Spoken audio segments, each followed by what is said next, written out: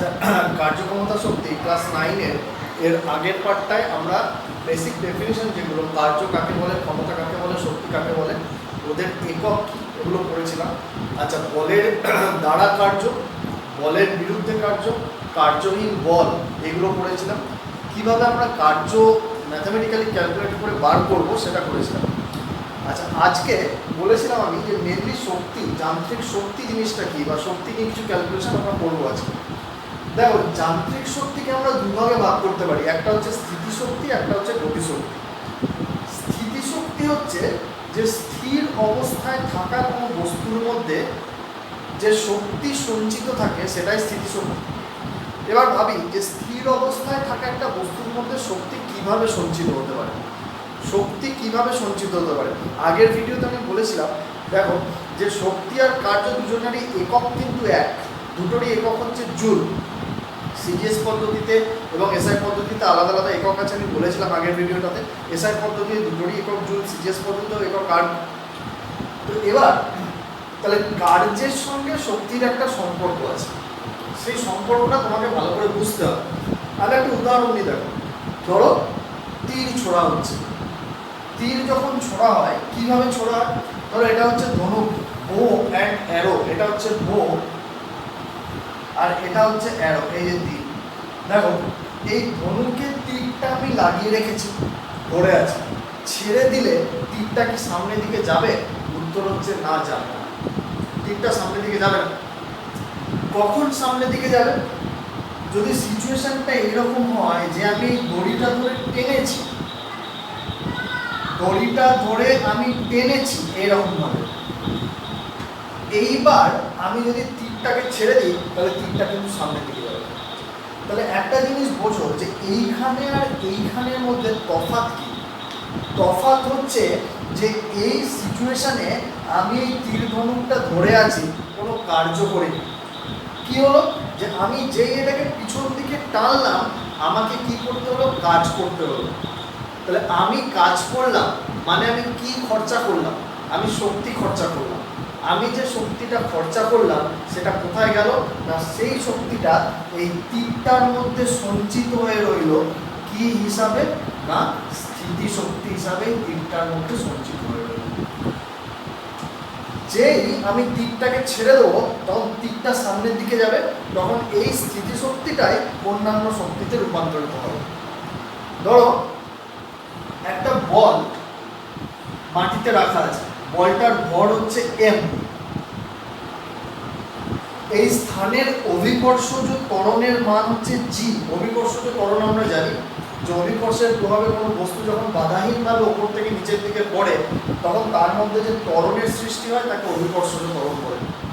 এবার এইটা যে মাটিতে রাখা আছে, ধরো আমি এটাকে মাটি থেকে এইচ উচ্চতায় তুললাম, তাহলে আমি যদি এটাকে মাটি থেকে এইচ উচ্চতায় তুলি, এইখানে তুলে রাখি, এই উচ্চতাটা হচ্ছে এইচ। প্রথম কথা ভাবো যে এটাকে মাটি থেকে তুলতে ওপরের দিকে আমাকে একটা বল প্রয়োগ করতে হবে। আমি যদি বলি কত বল প্রয়োগ করতে হবে, তুমি দেখো যে এর ওজন হচ্ছে mg। তাহলে আমি যদি এটাকে সুষম বেগে ওপর দিকে তুলতে চাই তাহলে আমাকে F সমান mg বল প্রয়োগ করতে হবে। তাহলে আমাকে কত বল দিতে হবে? মিনিমাম আমাকে এই বলটা দিতে হবে, মিনিমাম। তাহলে এই বলটা দিয়ে আমি এটাকে এই উচ্চতায় তুললাম। তাহলে আমি কি কাজ করেছি? কাজের সংজ্ঞাটা মনে রাখো যে কোনো বস্তুর উপর বল প্রয়োগ করা হলো এবং প্রযুক্ত বলের অভিমুখে যদি বস্তুর সরণ ঘটে তখন বলবে কৃতকার্য হয়েছে। তাহলে আমি বল প্রয়োগ করেছি কোন দিকে? দেখো ওপরের দিকে। সরণ কোন দিকে হয়েছে? ওপরের দিকে। তাহলে বলের দিকে সরণ হয়েছে মানে কৃতকার্য হয়েছে। তাহলে আমি কতটা কার্য করেছি? কার্যের পরিমাপ কিভাবে হয়? আগের ভিডিওতে আমরা বলেছি যে বল গণিত সরণ করে কার্যের পরিমাপ হয়। তাহলে এখানেও আমাকে বল গণিত সরণ করে কার্যের পরিমাপ করে ফেলতে হবে। তাহলে যে কাজটা আমি করেছি সেটা হচ্ছে এফ গণিত এইচ, এফ সমান আবার কি এমজি। তাহলে কৃতকার্য মানে বলটাকে এইখান থেকে তুলে এখানে রাখতে কৃতকার্য হচ্ছে এমজি ইন্টু এইচ। এফের জায়গায় এমজি বসিয়ে দিয়েছি। তাহলে আমি কি কাজ করেছি? অভিকর্ষ বলের বিপরীতে আমাকে এই mgh এই পরিমাণ কাজ করতে হয়েছে। কাজ করতে গিয়ে আমার কি খরচা হয়েছে? শক্তি খরচা হয়েছে। তাহলে যে শক্তিটা খরচা হয়েছে সেটা গেছে কোথায়? সেই শক্তিটা কোথাও যায়নি, যার উপর কাজটা হয়েছে তার মধ্যে সঞ্চিত হয়ে রয়েছে, এবং এর মধ্যে সঞ্চিত শক্তিটাই কি? স্থিতিশক্তি। যদি এই বলটাকে আমি এখান থেকে ছেড়ে দিই তাহলে এই শক্তিটাই রূপান্তরিত হয়ে যাবে অন্যান্য শক্তিতে, বলটা নিচের দিকে পড়বে, মানে এই স্থিতিশক্তিটাই রূপান্তরিত হবে বলটির গতিশক্তিতে। মাটিতে পড়লো, ঢোক করে একটা আওয়াজ হলো, সামান্য হিট ডেভেলপ করলো, কিছু পরিমাণ তাপ উৎপন্ন হলো, তাহলে এই স্থিতিশক্তিটাই রূপান্তরিত হয়ে যাবে গতিশক্তি, শব্দশক্তি, তাপশক্তি, এইসব। তাহলে স্থিতিশক্তি ব্যাপারটা কি? যে কোনো বস্তু যখন স্থির অবস্থায় রয়েছে তখন তার মধ্যে স্থিতিশক্তি সঞ্চিত রয়েছে। আবার তুমি বলতে পারো যে গতিশীল বস্তুর মধ্যে কি স্থিতিশক্তি থাকতে পারে না? অবশ্যই থাকতে পারে। যে এই বলটা ধরো এই উচ্চতায় এইভাবে সামনের দিকে গতিশীল, সে উচ্চতাটা মেনটেন করছে, উচ্চতাটা কিন্তু ভূমি থেকে, তাহলে এর মধ্যে mg স্থিতিশক্তি রয়ে গেছে। গতিশক্তিও আছে গতিশীল থাকার জন্য, কিন্তু স্থিতিশক্তিও আছে। ঠিক আছে, তাহলে কি ব্যাপার হলো যে স্থিতিশক্তি আমরা বলতে পারি যে কোনো বস্তুর আকার, আকৃতি বা অবস্থানের পরিবর্তন করলে তার মধ্যে যে শক্তি সঞ্চিত হয় তাকেই আমরা স্থিতিশক্তি বলবো। এখানে দেখো আকার, অবস্থানের পরিবর্তন করেছি, আকার আকৃতির পরিবর্তনটা কীরকম? ধরো আমার কাছে একটা স্টিক আছে, একটা বাঁশের কুঞ্চি আছে, আমি ধরে সেটাকে এরকম বেঁকিয়ে দিলাম, তাহলে যেই বেঁকিয়ে দিলাম তখন ওর মধ্যে কিন্তু একটা শক্তি সঞ্চিত হয়েছে, যেটাকে স্থিতিশক্তি। ছেড়ে দিলে ওটা আমার চান করে সোজা হয়ে যাবে। একটা স্প্রিং ধরো, স্প্রিং খোলা অবস্থায় এরকম, ধরো স্প্রিংটাকে আমি এরকম একটা স্প্রিং রয়েছে, স্প্রিংটাকে আমি কম্প্রেস করলাম, মানে এইদিকে চাপ দিলাম, মানে কি করছে? আকৃতির পরিবর্তন করছি। তাহলে স্প্রিংটাকে যে আমি কম্প্রেস করলাম, তাহলে একটা জিনিস ভাবো, এই কম্প্রেস করতে, স্প্রিংটাকে এইদিকে টানতে আমাকে কি করতে হয়েছে? কাজ করতে হয়েছে। তাহলে আমাকে কি খরচা করতে হয়েছে? শক্তি খরচা করতে হয়েছে। তাহলে আমি যে শক্তিটা খরচা করেছি সেই শক্তিটা কোথায় গেছে? মানে শক্তিটা এর মধ্যে সঞ্চিত হয়ে রয়েছে। কি হিসাবে সঞ্চিত হয়ে রয়েছে? না স্থিতি শক্তি হিসাবে সঞ্চিত হয়ে রয়েছে। তাহলে শক্তির উৎস কার্য, এটা বোঝো যে কাজ করলে তবে শক্তি সঞ্চিত হয়। আমি যদি শক্তি খরচা করি তাহলে সেই শক্তিটা এখানে আমি স্টোর করতে পারবো, এবং এই যে স্টোর এনার্জি, এটাই স্থিতিশক্তি। এই স্থিতিশক্তিগুলোকে বলে স্থিতিস্থাপক স্থিতিশক্তি, ইলাস্টিক পোটেনশিয়াল এনার্জি, যেখানে বস্তুর আকার বা আকৃতির পরিবর্তন করা হয়। আর অভিকর্ষ বলের বিপরীতে কার্য করে যে শক্তি সঞ্চিত হয় স্থিতিশক্তি, তাকে বলা হয় অভিকর্ষীয় স্থিতিশক্তি। অভিকর্ষীয় স্থিতিশক্তি আমরা কীভাবে ব্যবহার করি? না mgh করে, যেখানে m হচ্ছে বস্তুটির ভর, g হচ্ছে অভিকর্ষীয় ত্বরণ, আর h হচ্ছে উচ্চতা। h মনে রাখো, h কিন্তু ভার্টিক্যাল হাইট, মানে যদি এইরকম একটা নততল থাকে, ধরো এই দৈর্ঘ্যটা হচ্ছে s আর এই উচ্চতাটা হচ্ছে h, তাহলে একটা বল এখানে ছিল, সেখান থেকে আমি বলটাকে এখানে নিয়ে গেলাম, তাহলে স্থিতিশক্তি কত হবে? mgs কিন্তু হবে না, এই h সবসময় কি, এই h হচ্ছে ভার্টিক্যাল হাইট, তাহলে উলম্ব উচ্চতা যেটাকে বলি, এইখানেও ওর স্থিতিশক্তি হবে mgh। ঠিক আছে, বেশ, তাহলে স্থিতিশক্তি হলো এটা। গতিশক্তি কি? গতিশক্তি হচ্ছে গতিশীল অবস্থায় থাকার জন্য কোনো বস্তুর মধ্যে যে শক্তি সঞ্চিত হয়। তুমি বলবে গতিশীল অবস্থার জন্য আমার শক্তি সঞ্চিত হয়, এর প্রমাণ কি? যে গতিশীল অবস্থায় থাকলেও যে একটা বস্তু শক্তি সঞ্চয় করতে পারে, তার প্রমাণ কি? প্রমাণ তো হাজারটা প্রমাণ রয়েছে। তুমি খুব সিম্পল একটা এক্সপেরিমেন্ট ভাবো, মনে মনে করতে হবে। এক্সপেরিমেন্টটা এমনি করা যাবে না, এমনি করলে বিপদ আছে। ধরো একটা গুলি আছে, বুলেট, বন্দুকের, সেই বুলেটটাকে আমি নিয়ে গিয়ে এই বোর্ডে টাচ করালাম, কি হবে? কিছুই হবে। সেই বুলেটটাই আমি যদি বন্দুক থেকে ফায়ার করি এইদিকে, মানে বন্দুক থেকে যদি বেরোয় দিয়ে বোর্ডে লাগে, কি হবে? আমার এই বোর্ড ফুটো হবে, এই দেয়াল ফুটো হয়ে খানিকটা বুলেটটা ভেতরে ঢুকে যাবে। তাহলে দ্বিতীয় ক্ষেত্রে কি ছিল বুলেটটা, যে সে অতটা শক্তি পেল যে দেওয়াল বোর্ড সব ফুটো করে দিল? আর প্রথম ক্ষেত্রে কিসের অভাব ছিল? না গতিবেগের অভাব ছিল। প্রথম ক্ষেত্রে গতিবেগ ছিল না, তাই ওর শক্তি খুব কম ছিল, গতিশক্তি ছিল না। অন্যান্য শক্তি থাকতে পারে, স্থিতিশক্তি থাকতে পারে, তাপ শক্তি থাকতে পারে, কিন্তু দ্বিতীয় ক্ষেত্রে ভীষণ গতিবেগে একটা প্রচণ্ড ভেলোসিটি নিয়ে ওটা এসে এখানে হিট করেছে, যেই হিট করেছে অমনি গতিশক্তি থাকার জন্য কি হয়েছে, ও দেয়াল বোর্ড সব টুকরো করে বেরিয়েছে। এম ভরের বস্তু যদি ভি বেগে গতিশীল হয় তাহলে গতিশক্তির পরিমাপ হচ্ছে হাফ এম ভি স্কোয়ার। দেখো এটা আমি প্রমাণ করতে পারি, এটা আমি প্রুফ করতে পারি যে কিভাবে হাফ এম ভি স্কোয়ার হলো। খুব সিম্পল একটা ক্যালকুলেশন। ধরো একটা বস্তুর বেগ হচ্ছে প্রাথমিক বেগ 0, তুমি এটাকে এফ বল প্রয়োগ করলে এবং এই বলের প্রয়োগে বস্তুটা একটা ত্বরণ লাভ করলো। নিউটনের দ্বিতীয় সূত্র থেকে আমরা জানি বল সমান ভর গুণিত ত্বরণ। তাহলে বস্তুটার ভর যদি এম হয় তাহলে বস্তুটা যে ত্বরণ লাভ করলো সেটা হচ্ছে এফ ভাজিত এম। বেশ, এবার তার বেগ বৃদ্ধি হবে। ধরো এইখানে গিয়ে বস্তুটার বেগ হয়ে গেছে ভি, বস্তুটা ঠেলা খেয়েছে, ফোর্স দিয়েছি, তার বেগ বেড়েছে এবং এই বিন্দু থেকে যখন এই বিন্দুতে এম ভরের বস্তুটা গেছে এর সরণ হয়েছে এস। আমি এতক্ষণ কি বললাম যে আমি যদি কাজ করি তাহলে সেই কাজের এগেনস্টে শক্তি সঞ্চিত হয়। তাহলে এখানে আমি এই বলটার ওপর একটা কৃতকার্য করেছি, কাজ করেছি। তাহলে কাজ করেছি মানে আমি কি খরচা করেছি, শক্তি খরচা করেছি। তাহলে আমি যে শক্তিটা খরচা করেছি সেটা এর মধ্যে সঞ্চিত হয়ে যাবে কি হিসাবে, গতিশক্তি হিসাবে। তাহলে আমি কতটা শক্তি খরচা করেছি মাপতে গেলে আমাকে কি মাপতে হবে, যে আমি কতটা কাজ করেছি। কাজ এবং শক্তি পরস্পরের তুল্য, তাহলে কতটা কাজ করেছি মাপি, তাহলে সেই পরিমাণ শক্তি আমি খরচা করেছি এবং সেই পরিমাণ শক্তি এর মধ্যে সঞ্চিত হয়ে গেছে, তাহলে সেটাই হবে গতিশক্তি। তাহলে কার্যের পরিমাপ আমরা জানি বল গণিত সরণ। বল মানে কি, ভর গণিত ত্বরণ গণিত সরণ। আচ্ছা, একটা ইকুয়েশন ছিল আমাদের, যে ইকুয়েশনটা হচ্ছে আমরা আগের চ্যাপ্টারে পড়েছি এবং গ্রাফ থেকে প্রমাণও করেছি, সেটা হচ্ছে ভি স্কোয়ার সমান ইউ স্কোয়ার প্লাস 2as। মনে করে দেখো, অন্তিম বেগ, প্রাথমিক বেগ, ত্বরণ, সরণ। তাহলে এখান থেকে আমি যদি ইউ ইজ ইকুয়াল টু 0 বসিয়ে দিই যেরকম আমার ছিল, তাহলে সেক্ষেত্রে আমি বলতে পারি V square is equal two 2as, বা এর মানটা এখান থেকে পেয়ে যেতে পারি, এর মান হচ্ছে ভি স্কোয়ার বাই 2s। তাহলে এখানে বসিয়ে দাও M V square by 2s গণিত এস, এই এস এস কেটে দাও, বলে থাকছে হাফ এম ভি স্কোয়ার। তাহলে এটা কি, এটা হচ্ছে আমি যে কাজটা করেছি, মানে আমি যে শক্তিটা খরচা করেছি। তাহলে আমার খরচা করা শক্তিটা কোথায় যাবে, এইখানে জমা হয়ে গেল কি হিসাবে, গতিশক্তি হিসাবে। এখানে আমি ধরে নিচ্ছি যে অন্য কোনো উপায়ে শক্তি খরচা হয়নি। ধরো এখানে বলটা যখন এখান থেকে এখানে যায়, মাটি আর বলের মধ্যে একটা ঘর্ষণ বল থাকে, ফ্রিকশনাল ফোর্স।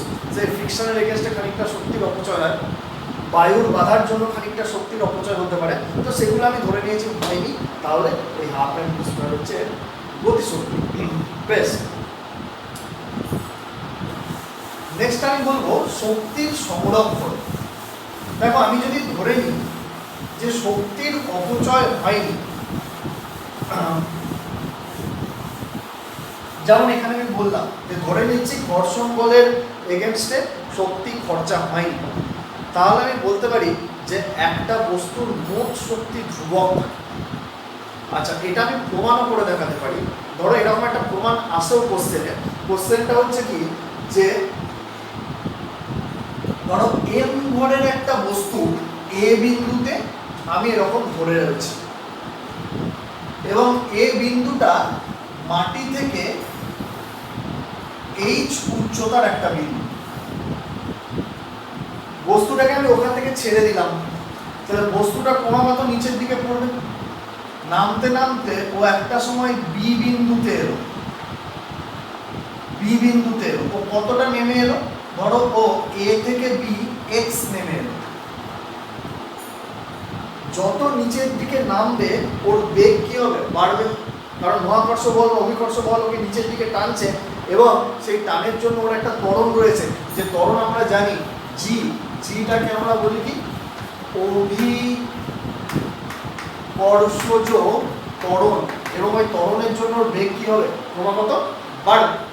বেশ, তাহলে বাড়ছে বেগ। ধরো এইখানে ওর বেগ কত ছিল, আমি ধরেছিলাম মানে এই বিন্দুতে ওর বেগ ছিল 0, প্রাথমিক বেগ 0, ছেড়ে দিয়েছি, বেগ বাড়ছে, ধরো এই বিন্দুতে ওর বেগ হলো ইউ, আরো পড়ছে নিচের দিকে, এবং ওটা এসে সি বিন্দুতে এসে ভূমি স্পর্শ করলো, মাটিতে পড়লো।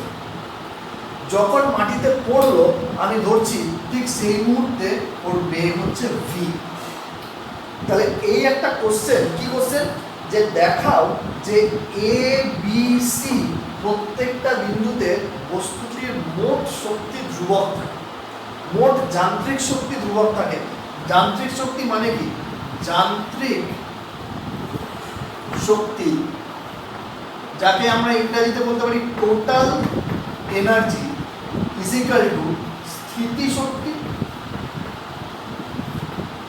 ইংরেজিতে যাকে বলে পোটেনশিয়াল এনার্জি, প্লাস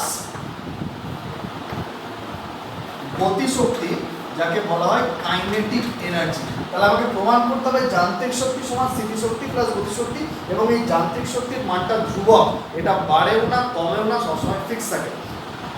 একটা একটা করে বিন্দু ধরি। প্রথমে ধরো এ বিন্দুতে, যখন আমি এ বিন্দুতে আছি তখন বস্তুটার বেগ কত? শূন্য। তাহলে বেগ যদি শূন্য হয় তাহলে গতিশক্তি মানে কাইনেটিক এনার্জি হচ্ছে হাফ এম বেগের স্কোয়ার মানে শূন্য। স্থিতিশক্তি মানে পোটেনশিয়াল এনার্জি মাটি থেকে কত উচ্চতায় আছে? এইচ, দেখো এখানে দেওয়া আছে উচ্চতাটা এইচ, তাহলে potential energy M G H. তাহলে মোট শক্তি বা total energy is equal to kinetic energy plus potential energy, দুটো যোগ করে দাও 0 প্লাস mgh, মানে মোট শক্তি হয়ে গেল mgh। তাহলে এ বিন্দুতে মোট শক্তি পেয়ে গেছি। বেশ, এবার বি বিন্দুতে এসো।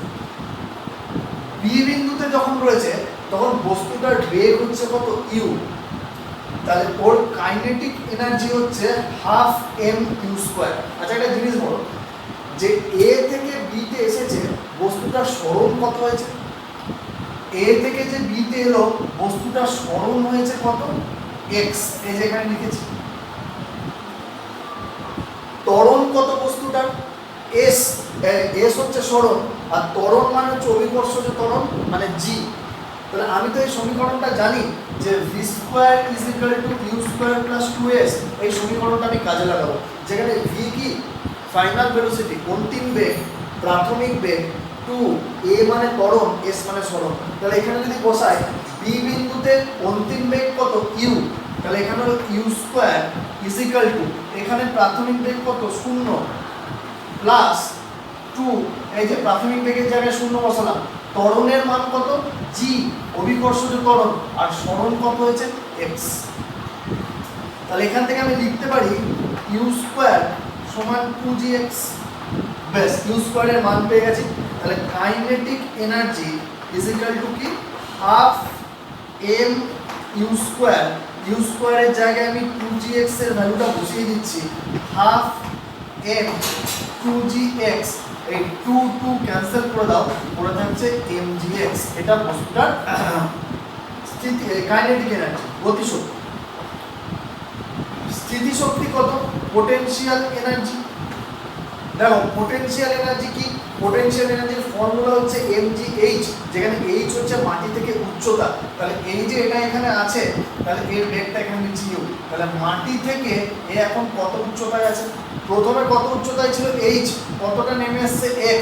তাহলে মাটি থেকে যে উচ্চতায় আছে সেটা হচ্ছে h মাইনাস x। তাহলে এখানে স্থিতিশক্তি হবে মাটি থেকে উচ্চতা mgh মাইনাস x। তাহলে মোট শক্তি কি হচ্ছে? Total energy.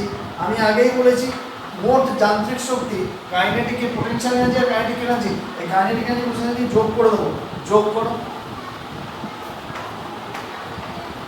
এটাকে ভেঙে লিখছি mgh মাইনাস mgx।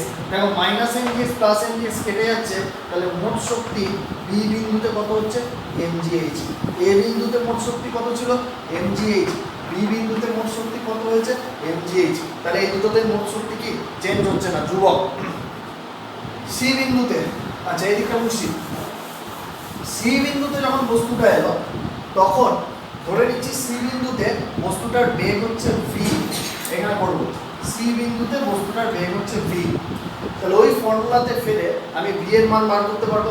অন্তিম বেগ ভি, তাহলে V square is equal two প্রাথমিক বেগ কত ছিল এই বিন্দুতে 0, 0 স্কোয়ার প্লাস 2 এস, এ মানে হচ্ছে ত্বরণ, অভিকর্ষজ ত্বরণ জি, আর এখানে সরণ কত হয়েছে এইচ, তাহলে into H. V square is equal two square plus 2s use করলাম, তাহলে ভি স্কোয়ার এর মান পেয়ে গেলাম যেটা হচ্ছে 2gh। তাহলে সি বিন্দুতে গতিশক্তি কাইনেটিক এনার্জি সেটা হবে হাফ এম ভি স্কোয়ার, মানে হচ্ছে half M into 2gh, cancel করে দাও 2 করে থাকছে mgh। স্থিতিশক্তি কত? ভূমি থেকে উচ্চতা কত? মাটিতে এসে টাচ করেছে জাস্ট সেই মুহূর্তে, ভূমি থেকে উচ্চতা হচ্ছে 0, তাহলে এটা হচ্ছে mg আর উচ্চতার মান 0 মানে 0। তাহলে মোট শক্তি কত? এটা আমি কোন পয়েন্টে করছি? এটা আমি করছি সি বিন্দুতে, এখানে বি হয়েছে এ হয়েছে, তাহলে মোট শক্তি টোটাল এনার্জি এই দুটো যোগফল, এটা হচ্ছে কাইনেটিক এনার্জি, গতিশক্তি, এটা স্থিতিশক্তি, দুটো যোগ করলাম হয়ে যাচ্ছে mgh। mgh প্লাস 0 মানে mgh।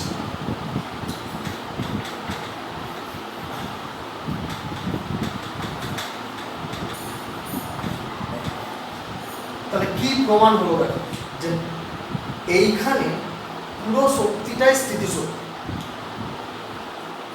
টোটাল এনার্জির ভ্যালু mgh, স্থিতিশক্তির ভ্যালু mgh, কারণ গতিশক্তি ওখানে 0, কারণ বেগ 0। যত নিচের দিকে ফেলছি তত বেগ বাড়ছে, মানে কি বাড়বে? গতিশক্তি বাড়বে। আর ভূমি থেকে উচ্চতাটা কমছে, মানে কি কমবে? উচ্চতা কমলে গতিশক্তি, স্থিতিশক্তি কমবে।